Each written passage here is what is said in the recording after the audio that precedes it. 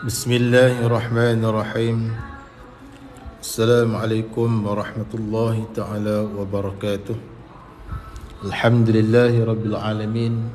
Wassalatu wassalamu ala asyrafil anbiya wal mursalin wa ala alihi wa sahbihi ajma'in.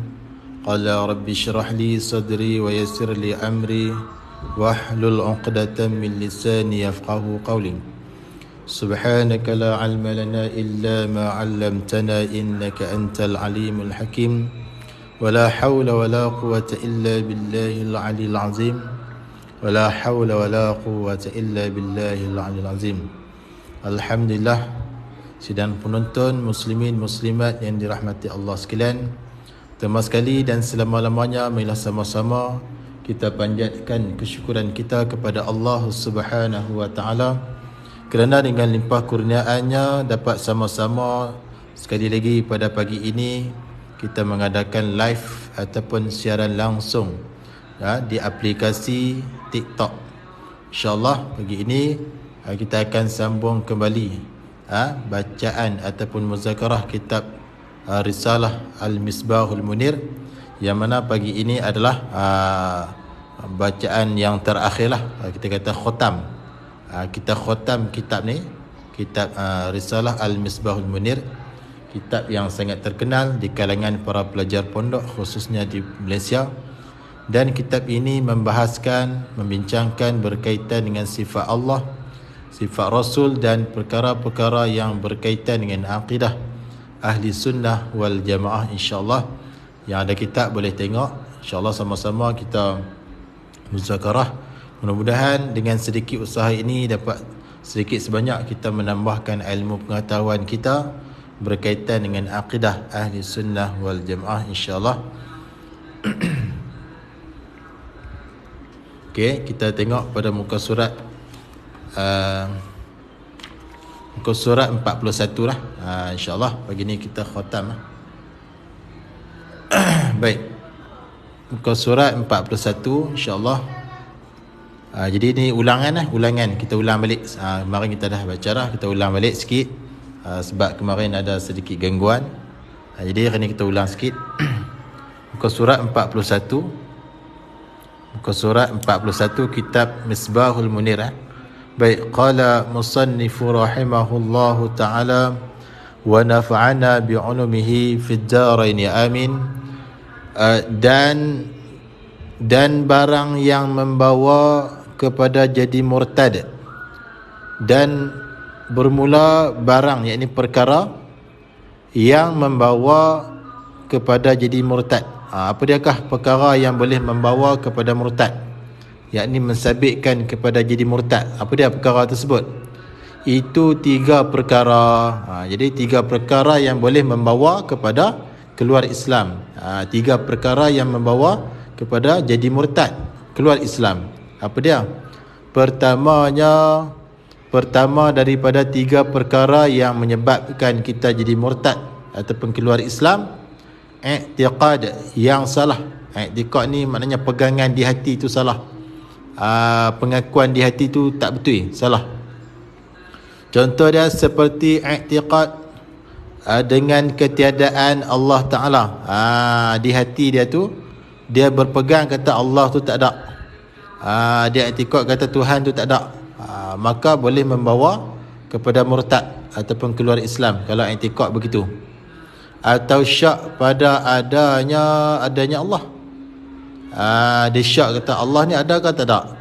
Ada ke tak ada? 50-50 syak. Syak ni 50-50. Ada ke tak ada Allah Ta'ala ni? Dia syak pada kewujudan Allah Ta'ala. Itu membawa kepada murtad. Atau syak salah satu sifat daripada segala sifat Allah yang diijma' ulama atasnya. Contoh dia seperti wahdaniyah dan lain-lainnya, yakni kudrah, iradah, ilmu, hayat, sama', basar dan semuanya. Maknanya 20 sifat tu lah. Dia pisyak pada salah satu daripada sifat-sifat Allah tersebut. Contohnya dia kata dia syak pada sifat kudrah. Allah ni berkuasa ke tak? Allah ni berkuasa ke tak? Contohnya macam itulah. Dia kata Allah ni ada sifat berkuasa ke tak? Ada sifat iradah ke tak? Ada sifat ilmu ke tak Allah ni? Dia syak pada salah satu sifat Allah Ta'ala. Itu juga boleh membawa kepada murtad. Kalau syak begitu, boleh membawa kepada murtad, iaitu keluar Islam.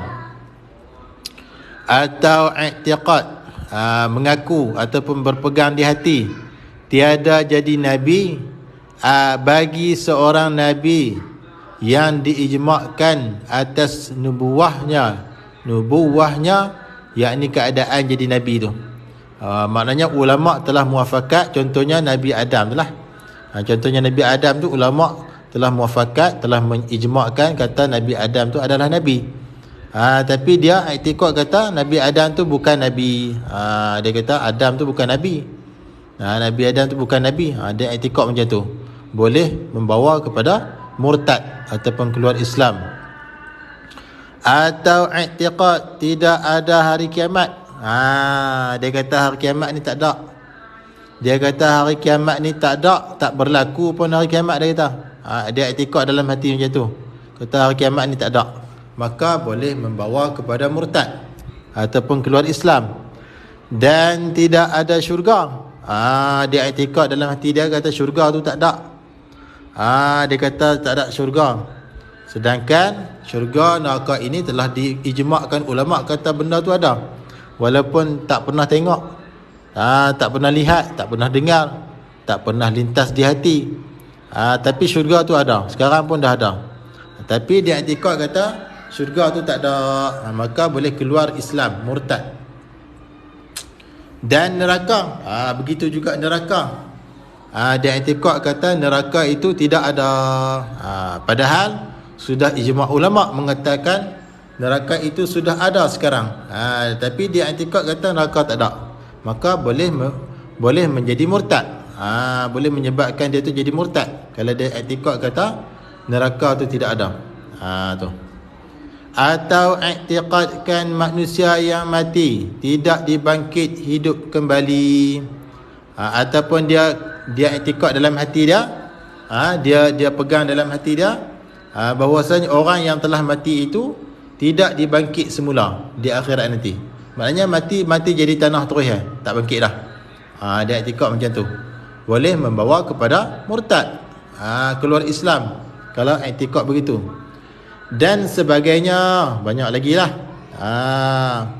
Daripada perkara-perkara yang diijma'kan atasnya. Atas perkara tu banyak lagi lah perkara-perkara yang sudah diijma' oleh ulama mengatakan ada, tapi dia i'tiqad kata tak ada.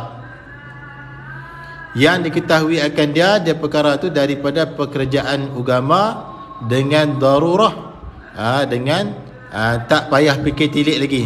Contohnya seperti sembahyang, puasa, zakat dan sebagainya. Tak payah fikir tilik dah. Ramai orang kata wajib benda tu. Sembahyang wajib, puasa bulan Ramadan wajib, zakat bagi yang sudah cukup syarat dah wajib, pergi haji kalau cukup syarat dia wajib. Ramai dah orang tahu tu, tak ada fikir tilik dah. Tu dimaksud pekerjaan agama dengan darurah.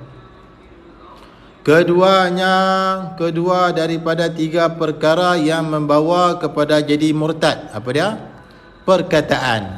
Perkataan yang boleh membawa kepada murtad. Macam mana tu? Contoh dia seperti berkata kafir.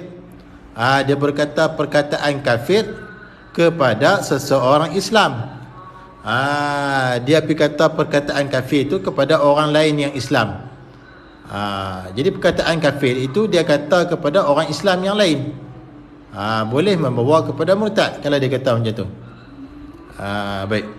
Atau berkata Yahudi, ataupun dia kata Yahudi kepada orang Islam yang lain.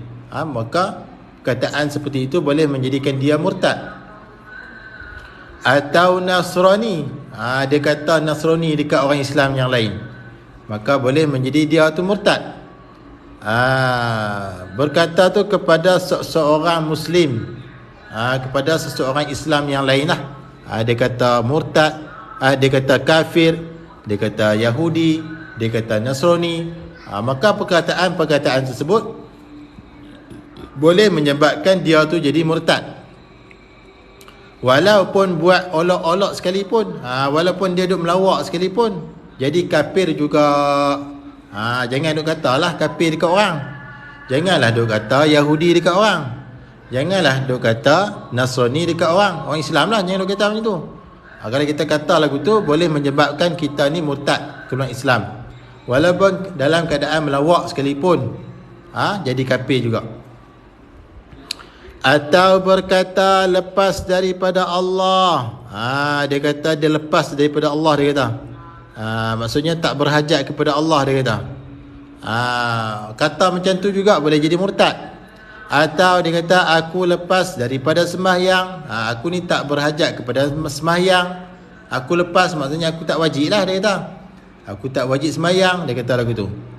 Aku tak wajib mengerjakan sembahyang, dia kata lagu tu boleh jadi murtad. Atau berkata aku tidak kena sembahyang, atau dia kata dia tak kena sembahyang. Dia tak kena sembahyang, dia kata lagu tu. Hak kena sembahyang tu orang yang pakai lebay, orang yang pakai serban, yang tu kena sembahyang. Aku tak kena sembahyang. Dia kata lagu tu boleh murtad. Atau berkata ia seseorang aku ni ahli neraka. Dia kata aku ni ahli neraka lah. Dia kata dia ahli neraka, boleh keluar Islam ataupun murtad. Atau berkata ia seseorang aku lepas daripada Islam, aku ni tak ada sangkut paut dengan Islam, aku ni tak berhajat kepada Islam, tak ada sangkut paut apa. Boleh jadi murtad kalau kata lagu tu. Atau berkata kepada patung-patung, atau dia berkata kepada patung-patung dan berhala, yang tokoh-tokoh itulah Tuhan orang kafir. Dia lalu satu kawasan tu, tempat India duk sembah tokoh tu, dia kata tokoh-tokoh tu adalah Tuhan orang kafir. Tak boleh kata lagu tu. Itu bukan Tuhan. Yang India duk sembah tu bukan Tuhan.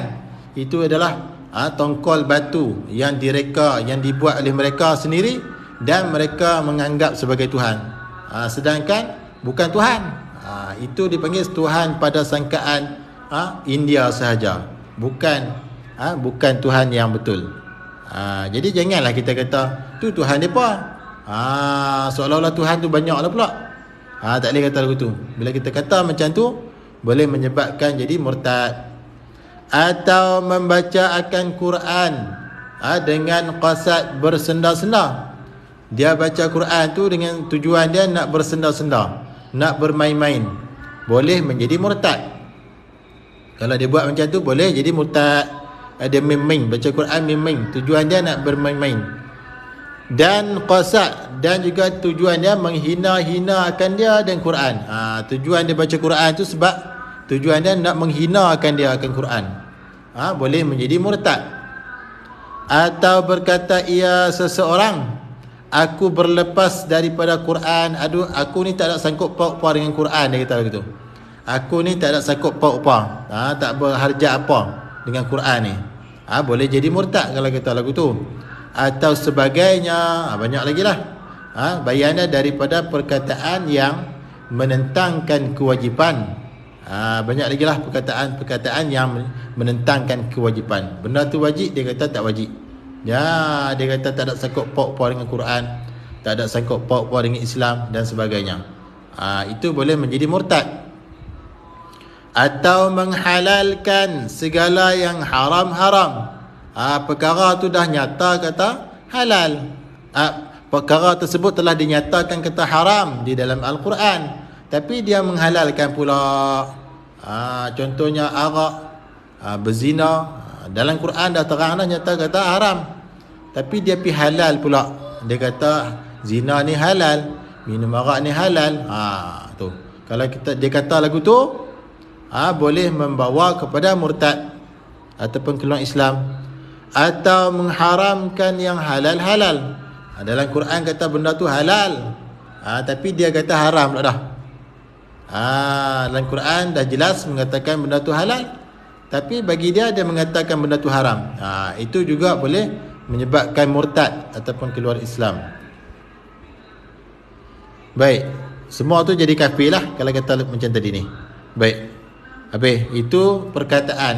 Yang pertama tadi i'tikad, yang kedua perkataan, Dan yang ketiganya daripada 3 perkara yang membawa kepada jadi murtad. Apa dia? Perbuatan. Yang pertama i'tiqad, yang kedua perkataan, yang ketiga perbuatan. Contohnya seperti sujud kepada makhluk. Dia sujud kepada makhluk. Maka perbuatan tersebut boleh menjadi murtad. Tapi kalau dia sujud tu semata-mata sujud kepada makhluk, maka hukum dia haram. Tapi kalau dia sujud kepada makhluk itu tujuannya ataupun niatnya untuk membesarkan makhluk itu, pada ketika dia sujud tu, maka jadi kafir, jadi murtad. Tengok tujuannya. Kalau dia saja-saja sujud, haram. Kalau dia sujud tu dengan niat nak membesarkan makhluk tersebut, maka jadi murtad, kafir. Dan menghinakan Quran dengan pijak atau menjatuh dan mencampak di tempat yang hina dan yang dilewati. Maknanya dia hina Quran. Dia hina Quran dengan dia pijak Quran tersebut. Quran tu dia pijak dengan sengaja lah. Atau dia menjatuhkan Quran tu, atau dia mencampakkan Quran tu di tempat yang hina dan yang dilewati, yakni yang tempat yang kotor-kotor, tempat-tempat yang cemar-cemar, longkang ke, tandas ke. Dia letak Quran di situ, dia campak Quran di situ. Itu perbuatan tersebut boleh menjadikan dia murtad, keluar Islam. Demikian lagi, yakni samalah, dia menghinakan hadis-hadis Nabi. Hadis-hadis Nabi dia hina, dia pijak, dia tok dekat longkang, dia tok dalam jamban dan sebagainya. Dan ilmu syarak, yakni ilmu syarak seperti fiqh, kitab fiqh, kitab tauhid, kitab tasawuf, dia pijak-pijak, dia tok tempat-tempat yang kotor, longkang, tempat-tempat air busuk-busuk, dan juga tandas dia tok dan tu. Itu semua boleh menyebabkan menjadi murtad ataupun keluar Islam. Qala musannif, bermula orang yang mengerja dosa besar. Bermula orang yang mengerja dosa besar yang lain daripada ridah, yang lain daripada murtad. Tidak menjadi akan dia orang yang mengerjakan dosa besar yang lain daripada ridah tu ataupun murtad tu, kafir. Kalau buat dosa besar tak jadi kafir lagi selama ia tidak menghalalkan, selama ia tidak menghalalkan yakni dosa besar tersebut. Selagi mana dia tak menghalalkan dosa besar tersebut, selagi itulah dia tak jadi kafir. Dia cuma dosa besar lah. Dan jika menghalalkan dia dosa besar, dia buat dosa besar dan dia menghalalkan dosa besar tersebut, nescaya jadi ia murtad. Nescaya dia pun dikatakan keluar Islam, murtad, sebab dia telah menghalalkan dosa besar tersebut. Kalau dia sekadar buat dosa besar, dia tak menghalalkan, maka tak jadi kafir lagi. Tapi kalau dia menghalalkan, maka jadi kafir.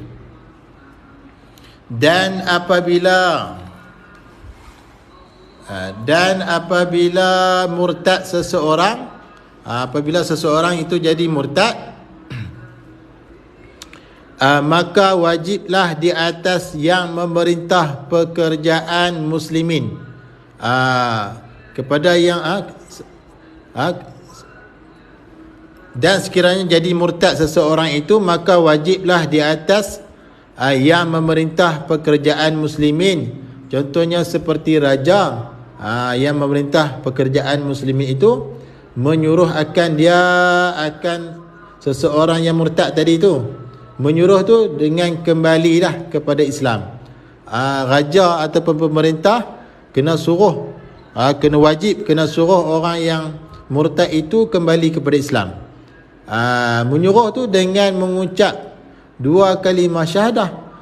Kena ucap baliklah 2 kalimah syahadah, sebab dia tu dah keluar Islam. Nak masuk Islam balik kena mengucaplah asyhadu an la ilaha illallah wa asyhadu anna Muhammadar Rasulullah. Kena mengucap balik, sebab kawan tu dah keluar Islam. Jadi raja ataupun pemerintah wajib suruh orang yang murtad itu masuk balik Islam dengan mengucap 2 kalimah syahadah, dan menyuruh akan dia orang yang murtad tadi itu bertaubat, yakni wajib bagi raja ataupun pemerintah menyuruh akan dia orang murtad tu bertaubat. Kena bertaubat daripada kesalahan murtad itu. Wajib bagi pemerintah tu kena suruh orang yang murtad itu bertaubat setelah mana dia masuk Islam balik. Dia wajib bertaubat, kena suruh dah. Lepas daripada dia mengucap tu, kena suruh dia bertaubat pula. Raja atau pemerintah tu wajib suruh dia bertaubat daripada dosa murtad tersebut. Maka jika enggan ia, kalau dia tak mau, enggan maksudnya kalau dia tak mau, maka jika enggan ia yang murtad tadi tu tak mau dia kepada Islam, dia tak mau masuk Islam balik, dia keluar Islam tu, dia murtad tu, dia tak mau masuk balik setelah mana diperintah oleh raja ataupun pemerintah tu lah. Kalau dia tak mau masuk Islam balik, wajiblah atas umpama raja itu membunuh akan orang yang murtad yang tak mau masuk balik Islam tu. Wajib bunuh dia. Kerana apa? Kerana asal dia tu Islam. Orang yang murtad tu asal dia Islam, tiba-tiba dia pergi murtad. Dia buat salah satu 3 perkara tadilah. Sama ada dia i'tikad ataupun perkataan ataupun perbuatan dia yang menyebabkan dia keluar Islam tu, asal dia Islam, kemudian dia pergi murtad dan dia tak mau masuk balik Islam. Kena wajib bunuh dia. Pemerintah, raja ataupun pemerintah wajib kena bunuh orang tersebut. Tu hukum dia. Apabila sampai tempohnya 3 hari. Wajib bunuh tu bila sampai tempoh 3 hari. Maksudnya kita bagi tempoh, pemerintah, raja ataupun pemerintah kena bagi tempoh dekat murtad tu 3 hari. Dalam masa 3 hari ni dia kena masuk Islam balik. Kalau dia tak masuk lepas daripada 3 hari, kena bunuh dia. Tempoh setakat 3 hari. Kalau dia tak masuk Islam balik, wajib bunuh dia. Dan wajib atas yang mengerja dosa, kepada yang mengerja dosa tu wajib bertaubat. Kepada mereka yang melakukan dosa besar, wajib bertaubat daripada dosanya. Maknanya wajib atas yang mengerja dosa itu wajib bertaubat daripada dosanya. Wajib bertaubat. Sama ada dosa kecil, kena taubat juga. Dosa kecil ni khilaf ulama. Dosa kecil ni khilaf ulama. Kitab apa? Kitab Misbahul Munir. Risalah Misbahul Munir, kitab tauhid. Dia kena bertaubat sama ada dosa kecil. Dosa kecil ni khilaf ulama. Dosa kecil ni khilaf ulama. Ada yang berkata, ada ulama berkata kena bertaubat. Ada ulama kata tak payah bertaubat, hanya buat kebajikan yang banyak seperti ambil wuduk, baca Quran, maka dia akan hilanglah dosa kecil tu dengan kita banyak buat kebajikan.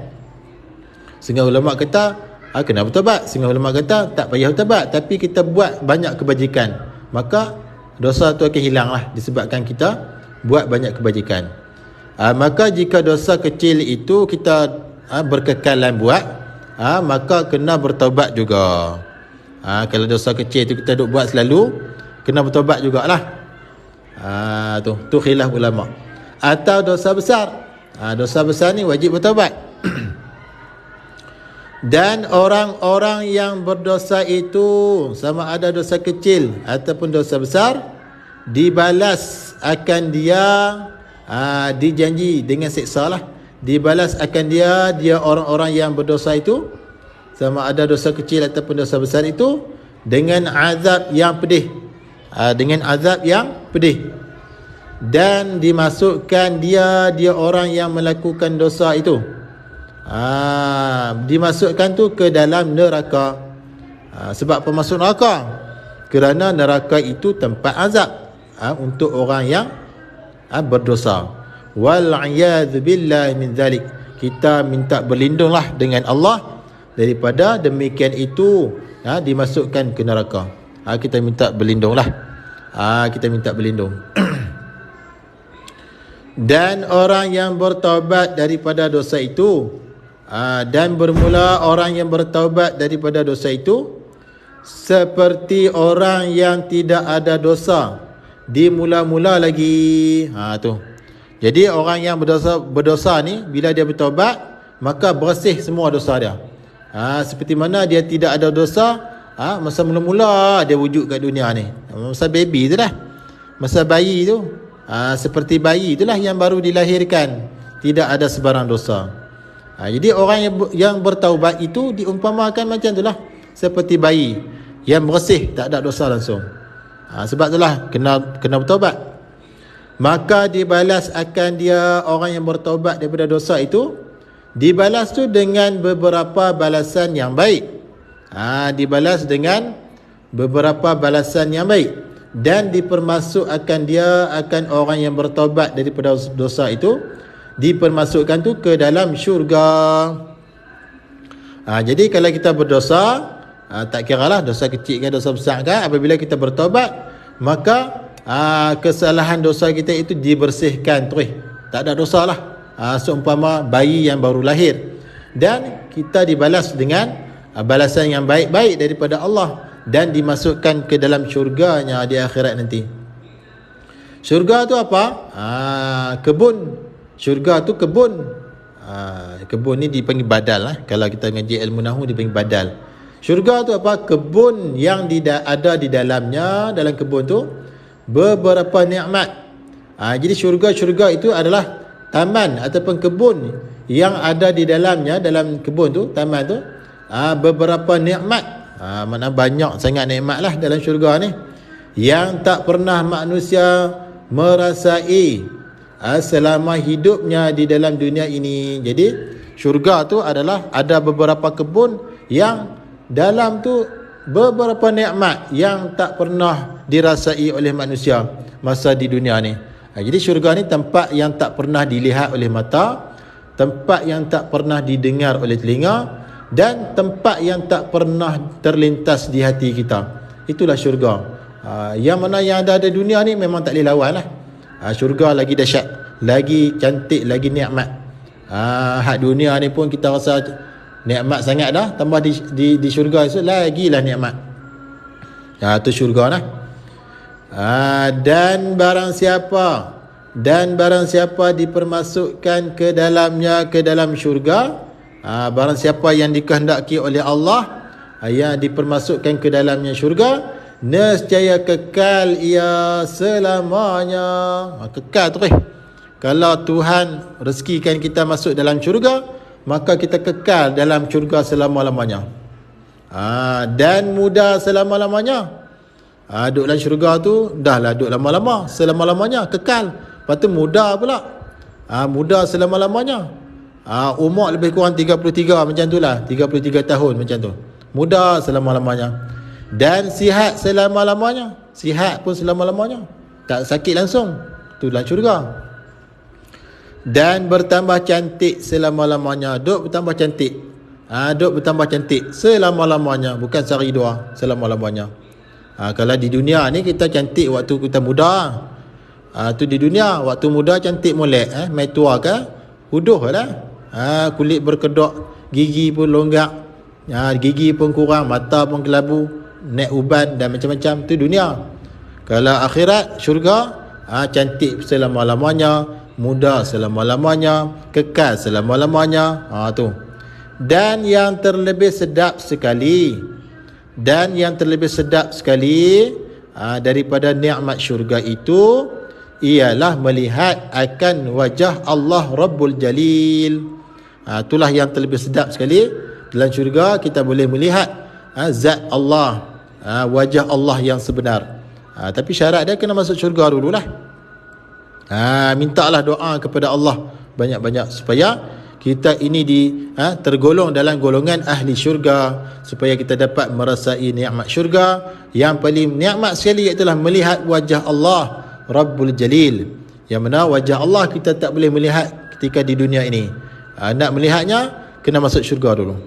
Baik, kita berdoa sikit. Allahumma ja'alna min ahlil jannah wa la taj'alna min ahlin nar.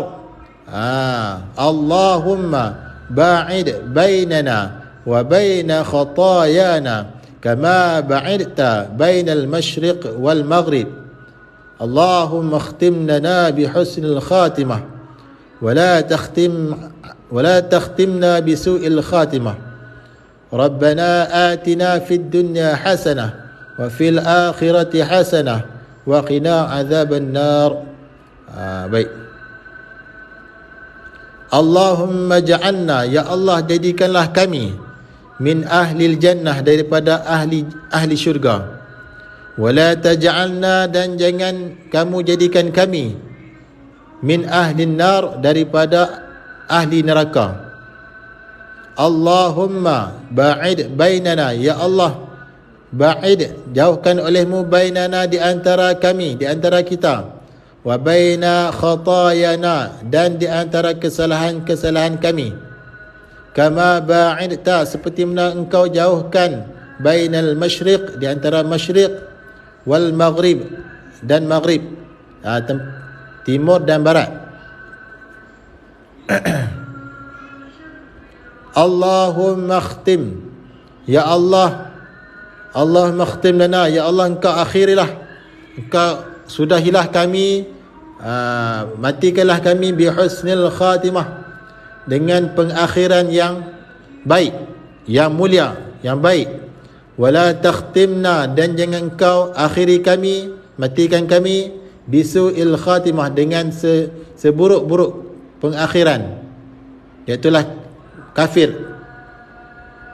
Rabbana atina fid dunya hasanah, wahai Tuhan kami, atina, berilah kebaikan kepada kami, fid dunya, di dunia, hasanah, ya Allah berikan olehmu akan kami pada dunia ini hasanah, kebaikan.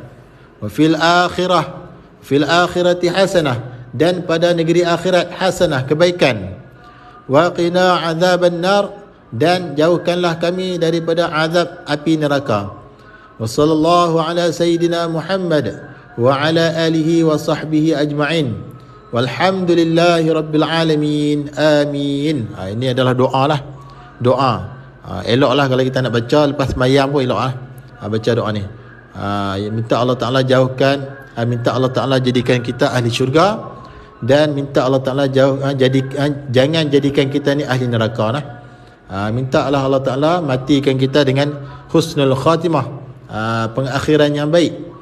Wala takhtimna, dan jangan, minta Allah Ta'ala jangan matikan kita itu dengan seburuk-buruk kejahatan, seburuk-buruk kematian. Baik, telah selesai ataupun khatam potongan aku dan tulisan aku ini.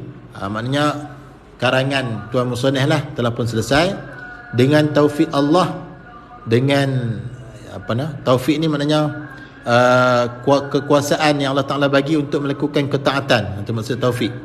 Dengan taufik, ini dengan kekuasaan yang Allah Ta'ala bagi untuk menulis ni oleh Allah Subhanahu Wa Ta'ala, dan hidayahnya Allah, yang ini petunjuk Allah, pada jam pukul 6 petang waktu Malaysia, di Kampung Paluh, Bunuk Payung, Kelantan, di rumah Haji Wan Ahmad bin Haji Wan Ibrahim, pada hari Ahad.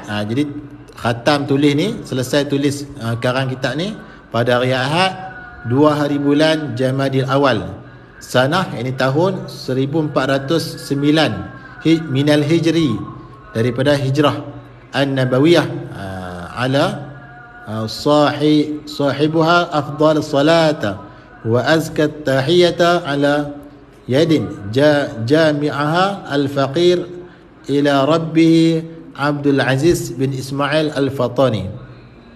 Baik, di atas tuannya yang Abdul Salah. Jadi tuan yang mengarang ini adalah Abdul Aziz bin Ismail Al-Fatani lah, yang mengarang kitab ni. Ghafarallahu li. Ini adalah doa lah.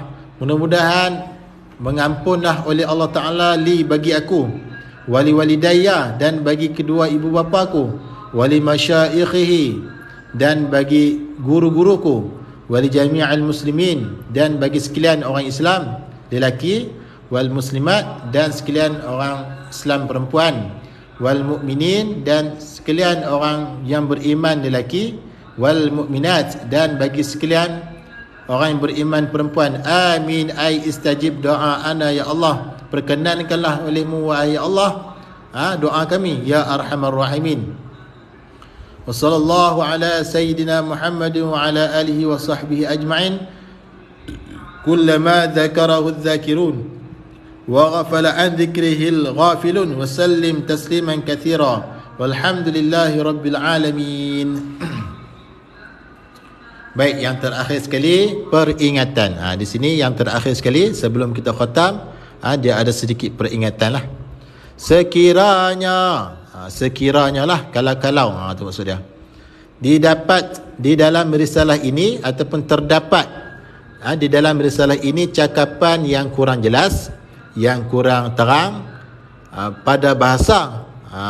Cakapan yang kurang jelas itu pada bahasa atau pada ibarat, ataupun pada tuturan cakap atau pada masalah dalam kitabnya lah, diharapkan murajaah kepada pengarang.